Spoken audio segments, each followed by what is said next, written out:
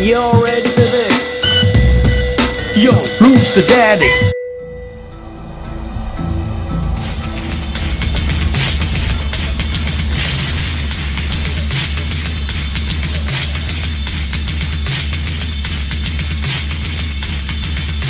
Easy guys, Dom here from Cringy Dad Gaming. So welcome to a new player's guide to the Division 2.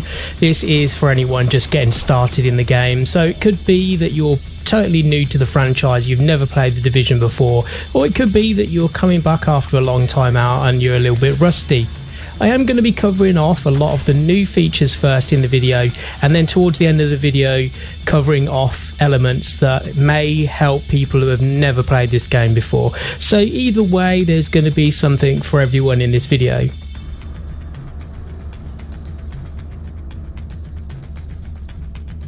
So the first thing I want to point out is once you get to the White House, which is your main base of operations, you will actually be able to access the Quartermaster once you get to a certain stage. Coop Dennison allows you to purchase skills. There's 8 skills in total. A lot of these are new. Some of them are old that you'll recognise that have new buffs to them. You will require a skill point to unlock. As you can see, the skill requires something with a yellow triangle. These yellow triangle skill points are unlocked through main missions. Once you look at a mission on the actual map itself, you notice some of them have these little badges. This one says that it's got Shade Tech, which is an SHD mission. You also need these tech points to upgrade as well. The ones with the yellow triangles on them, the main missions will also appear throughout the map, and they're the ones you'll need to unlock those skills. At a safe house here, which is the little orange house, you will actually find terminals that will allow you to find locations of Shade Tech caches or SHD Tech caches. These are required not only for you to unlock those skills, but are also required for you to unlock perks within the base of operations as well. But once you've unlocked these Shade Tech points, they will actually appear on the map, allowing you to find them easy. I would recommend when you first start in the game to try and find as many of these as you can. It will allow you to upgrade your perks quicker, which will benefit you. So going back to Coop Dennison again in the White House, if you now use the R1 button on the controller, or the shoulder button on the controller to scroll across to perks, you can then go through the various perks. So you'll find that there's a lot of different perks here. They all have their own buffs, and it's better for you guys to read through them in your own time without me going through every single one. But one thing I will point out that's really important here is you will need to unlock some here to be able to use attachments on your weapons. So you'll want to go through the ones that unlock scopes, grips, magazines, and certain attachments to your muzzle, such as muzzle brakes and suppressors.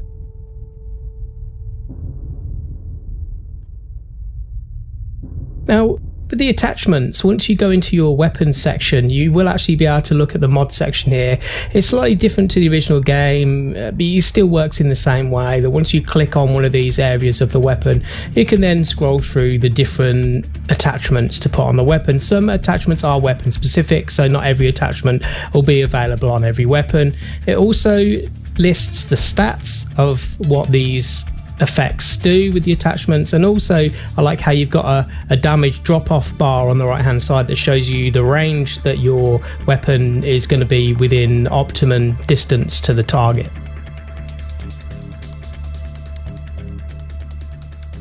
So you'll also be able to craft some of these attachments at the crafting station, which is also located in the White House, and you'll unlock that relatively early on once you actually recruit the lady who you need to be able to unlock this, which the game will point out to you as you go through the first early story missions.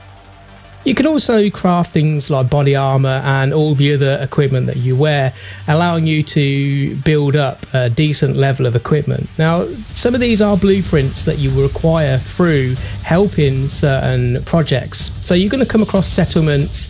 These settlements will require you to complete projects, and it will list what they need. This one example needs you to donate steel, donate a chest armor, and also disrupt public execution. Once you've completed some of these, as you can see, this one rewards me with a vertical grip blueprint, which means then I can go back to the crafting station and actually make that particular attachment. Without me doing these side missions and projects within some of these settlements, I wouldn't necessarily get the blueprints for these. So it's really important that you also keep some of the equipment that you pick up. You're going to get body armor, gloves and holsters and things like that are going to be relatively low level once you've found better ones. But don't be hasty to break them down or sell them. You want to keep a few back because some of these settlements will require them to finish off these projects. So next up is actually scavenging for loot. It's really very important in this game for you to just literally run around and check every little back alley and corner, because you will find loot boxes that will have certain crafting materials in them. But not just that, but some of these materials are also required by some of these settlements in order to complete certain projects and missions. So I would recommend just searching and looting everything you possibly can.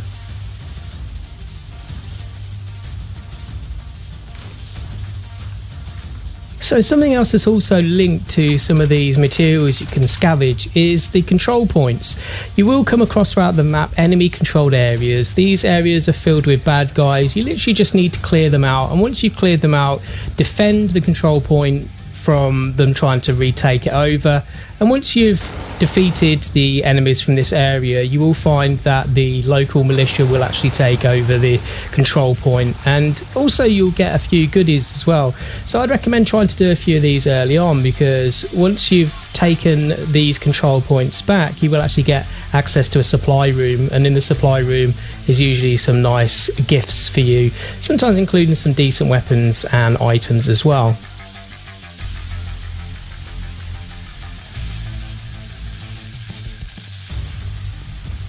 So every now and then, if you visit or pass control points that have already been taken over, you'll notice that sometimes the control point officer is asking for certain resources. So if you actually give the control point officer certain resources, not only sometimes will this go towards one of your projects, which requires you to do that, but it'll also give you bonus XP. So things like food, water and other scavenged materials that they require, if you give them to these particular control points, you notice at the bottom right hand corner now the reward in XP is going up, so potentially you can level your character up a little bit quicker by doing this sort of thing. Again, these resources are going to be found throughout the map from scavenging, such as the food, the water and the other materials. A little bit of a bonus tip for you on this: if sometimes you find some of these civilians scavenging, it will tell you, give you a little sign, say searching for food. Now these guys here that I'm with now were searching for food. I literally just followed them and they actually took me to a location that I hadn't visited before. Once I got to this location, there was actually containers filled with food, and that is the same with things like water as well. So just a handy tip, do make sure you follow these guys. And again, if you go to one of them and you actually gift them with some resources, they will actually give you bonus XP as well. So that again, a good way to be able to level up your character a little bit quicker.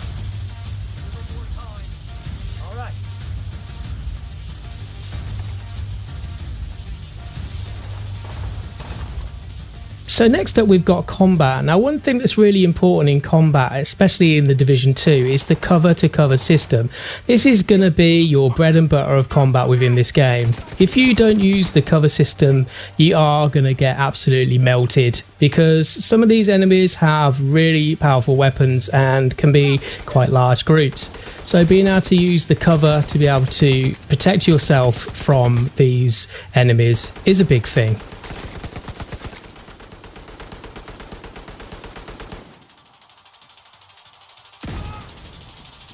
Now, for some of you guys that have played the first division, you won't really need these tips, but for anyone who's brand new to the game, I'm just going to show you how it works. So if you go up to, say, a wall or a block and you press X on the PS4 controller, which is A on the Xbox controller, and then you actually aim towards another piece of cover, you can actually press and hold down on that button to actually move between the cover seamlessly, automatically, without you having to actually do anything more than just pressing down and holding the button for you to run to each cover.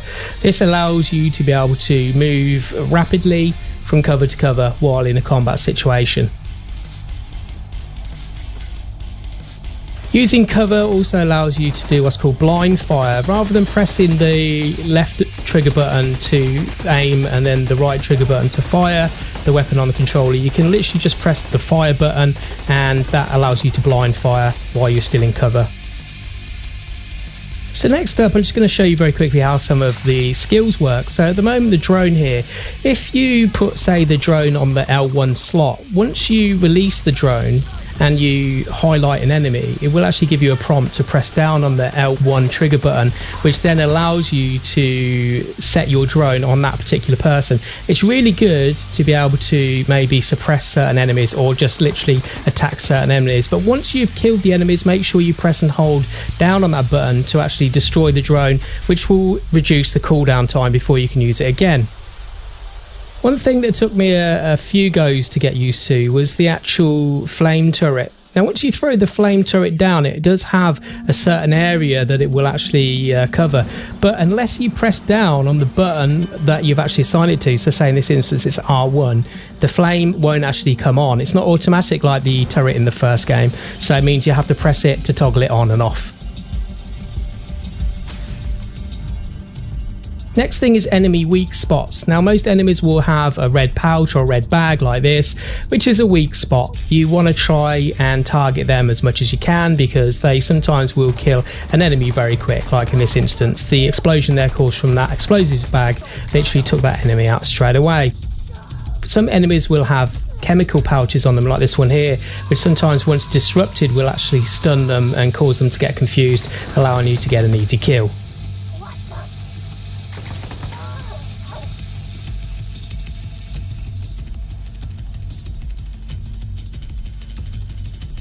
So next up is matchmaking, how to invite your friends. You can do this from the character menu here. If you just go across to the social section in the left hand corner, this not only allows you at any point to be able to try and connect with someone who's nearby you, so someone else playing online you can invite to your group, join their group, inspect the actual character, mute the player or report the player, but from this same section you can also invite any friends that are online. It's that simple.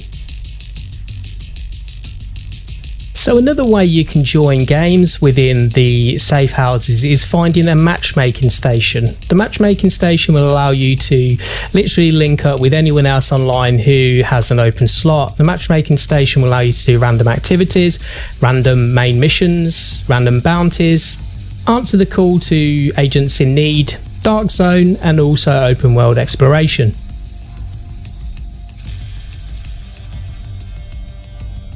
So next up is Conflict, which is the new 4v4 multiplayer mode accessible through the White House. Now, I didn't actually notice this game mode until I was about level 5. I did find that the other players that were on the enemy team, they didn't feel overpowered. I felt that the balance was very good and relatively small maps. You've got an option for a game called Skirmish, which is a little bit like Team Deathmatch, and also a domination game mode, which is what it says, holding objective points. I found this very enjoyable, but not just that, but I did find that it is a good way to earn some supply caches.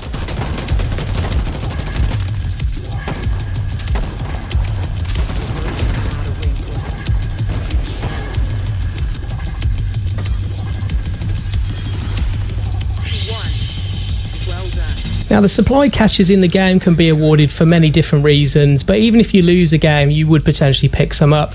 Early on in the game, this is also a good way to be able to earn some good pieces of kit, so I would recommend maybe trying to play a few games early on, at least to try and get some items that you could potentially also use towards some of these projects that you may have on the go. So some of the next set of tips are for very, very new players to the game. When you're exploring the world, you may come across areas that have this yellow paint on it. Now, the yellow paint there usually means it's an area you can access by climbing through. Once you get prompted to press the circle on the PS4 controller or B on the Xbox controller, that will allow you to climb through, sometimes accessing areas that you may not have noticed or may not have been able to have got to before.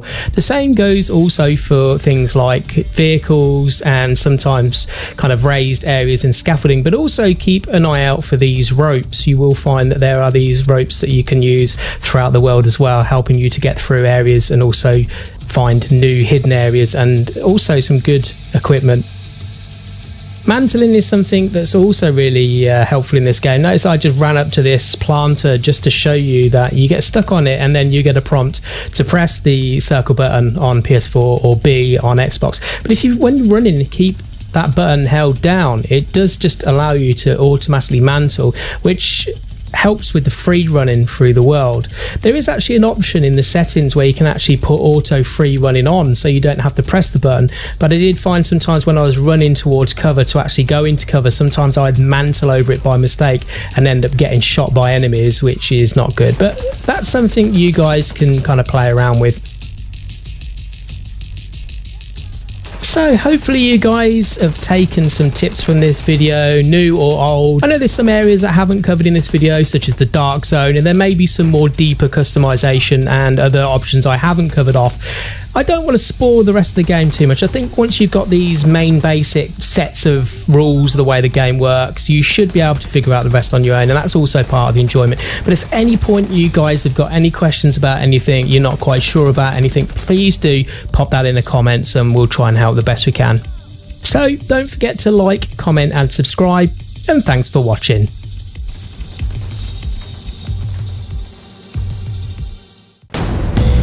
You're ready for this? Yo, who's the daddy?